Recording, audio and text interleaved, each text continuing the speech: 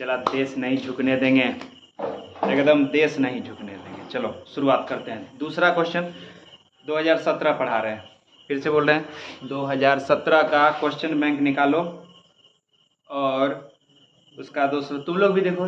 2017 का दूसरा क्वेश्चन पढ़ो तो सब एक बार पढ़ो तो दूसरा क्वेश्चन क्या है। मन ही मन पढ़ेगा, चिल्लाएगा नहीं कोई।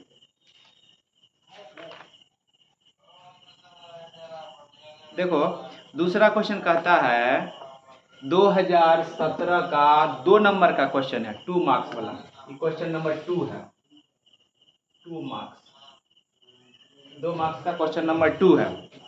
देखो 2 नंबर कहता है कि फैराडे के विद्युत विच्छेदन के दूसरे नियम को लिखें एवं वर्णन करें। क्वेश्चन लिख दिए, फैराडे के विद्युत विच्छेदन के सेकंड लॉ को लिखें तथा वर्णन करें। देखो इलेक्ट्रोकेमिस्ट्री में तुमको ही पढ़ाया गया होगा, तुम पढ़ा भी होगा इसको। अब ज़्यादा डिटेल हम नहीं बता रहे हैं, सिंपल फैराडे ने 2 नियम दिया। पहला नियम कुछ और होता है, उसके बारे में हम ज़्यादा कुछ नहीं बताएंगे। दूसरा जो नियम होता है, दूसरा नियम में क्या होता है ना, देखो यहाँ लिखे आ रहा है यहाँ तक, यहाँ आएगा। चल देखो यहाँ मान लो कि कोई इलेक्ट्रोड बनाता है, एगो कैथोड होता है, एगो इलेक्ट्रोड होता है, नहीं होता है। कैथोड पर इलेक्ट्रोलाइट मिला हुआ है, मान लो कुछ NaCl कुछ भी मिला दिया यहाँ पर, तो इलेक्ट्रोड है, 2 इलेक्ट्रोड है। तो इस पर जैसे ही इसको इलेक्ट्रिसिटी से, बैटरी से इसको जोड़ देगा, यहाँ पर मान लो बैटरी लगा दिए, बैटरी लगा दिए, तो बैटरी से जोड़ेगा तो इससे कुछ निकल करके इधर जाएगा, इससे कुछ निकल करके इधर जाएगा।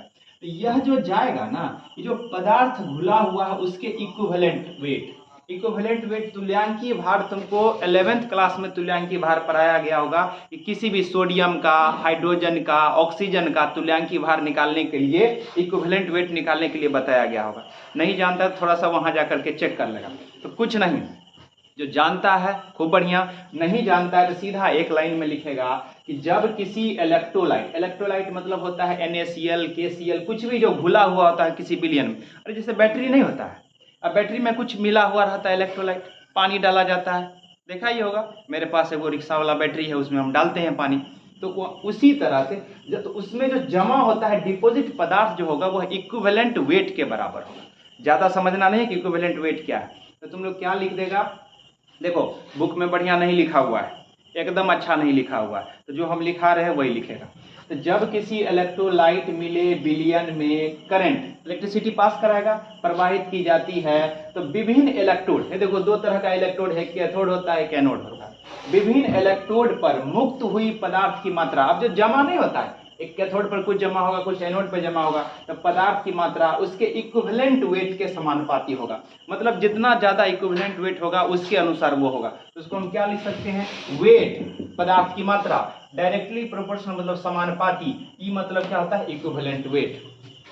अब W को W रहने देंगे, समानुपाती मतलब डायरेक्टली प्रोपोर्शनल का इस साइन को हटाने के इक्वल टू लिखेंगे, इसके बदलाव में वो F लिख देंगे और E का E रहने देंगे। F क्या होता है, फैराडे कांस्टेंट होता है। फिर से बोल रहे हैं, थोड़ा सा बाइक आया जिसके चलते दिक्कत हो गया, फिर से बोल रहे हैं। देखो कि W डायरेक्टली प्रोपोर्शनल E हो जाएगा, W मतलब वेट हो गया, बराबर का साइन देंगे तो यहाँ पर एक कांस्टेंट डालना पड़ेगा। एक कांस्टेंट को F, चूंकि फैराडे ने दिया इसलिए F डाल दिया, E का E। F क्या है, फैराडे कांस्टेंट।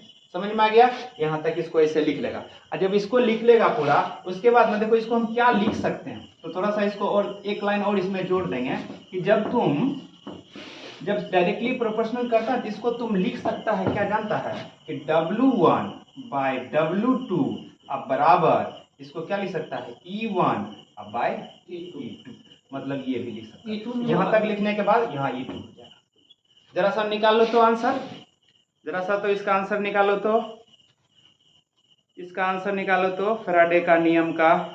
थोड़ा सा ये सब लेंदी, अगर नहीं पढ़ा होगा तो उतना समझ में नहीं आएगा, तो डायरेक्ट ये याद करेगा, हम क्या करेंगे, लेकिन एक बार रिपीट करा रहे तो कुछ तो दिमाग में जा ही रहा होगा ना कि कैसे क्या करना है।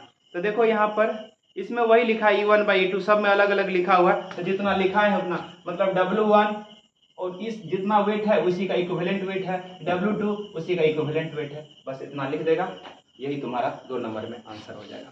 चलो तो